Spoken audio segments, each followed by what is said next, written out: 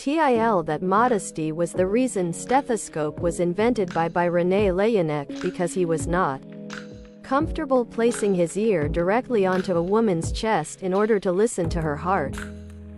Thank you, René. I prefer not to be motorboated by my doctor. You get Bluetooth stethoscopes that have electrodes and an LED screen on the front. It can record the ECG and display it, and analyze heart murmurs, and overlying them on the ECG to show the most likely valve and disorder that's causing the murmur. I bet René wouldn't believe that if he saw it. Neurosurgeon here. During my medical schooling, I had done a deeper research on stethoscope for a talk. And it's not modesty alone. According to his own description, the idea came when a young, plump, it could be anasarca, medical condition of swelling of whole body at times seen in late stages of cardiac failure. Lady had come to his attention, and the routine percussion and even manually listening would not have been enough as it muffles the heart sound. That same morning, he had seen two boys playing and sending signals to each other using a long piece of solid wood and a pin. He thought about this phenomenon and rolled up sheet of paper, and to his surprise, he could hear the heart sounds much better.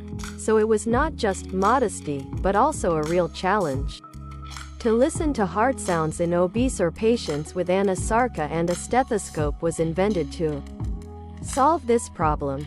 The true stethoscope was made almost 30 years after Laennec's revolutionizing idea. If anyone interested can go through this article. Wonderful read. https:/www.ncb.nlm.nih.gov/pmc/articles/pmc1570491/. Is it also because it makes it like 15 goddamn times louder? Because I feel like that's maybe the more important feature. My guy really said, I'd rather invent something than be weird about this. Respect. Beck, are we sure he was French? TIL of Australian Senator Bill Heffernan, who in 2014 felt that the new security arrangements at Parliament House were inadequate. To protest this, he smuggled in a fake pipe bomb and presented it at a Senate hearing as proof that the building was no longer secure. https://en.wikipedia.org/wiki/Bill_Heffernan. On the 26th of May 2014, Heffernan smuggled an imitation pipe bomb into Parliament House and presented it at a Senate hearing, arguing it showed the new security arrangements at Parliament were inadequate. Previously, everybody entering Parliament House had to undergo security checks.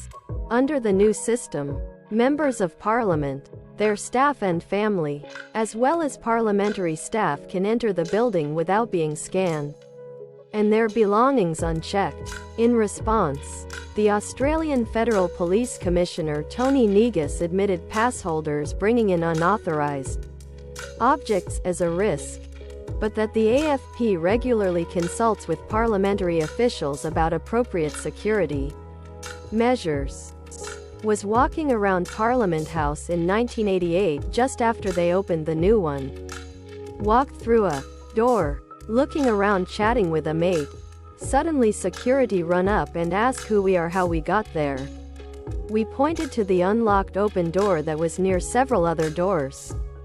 So not surprised that they still haven't got it right yet.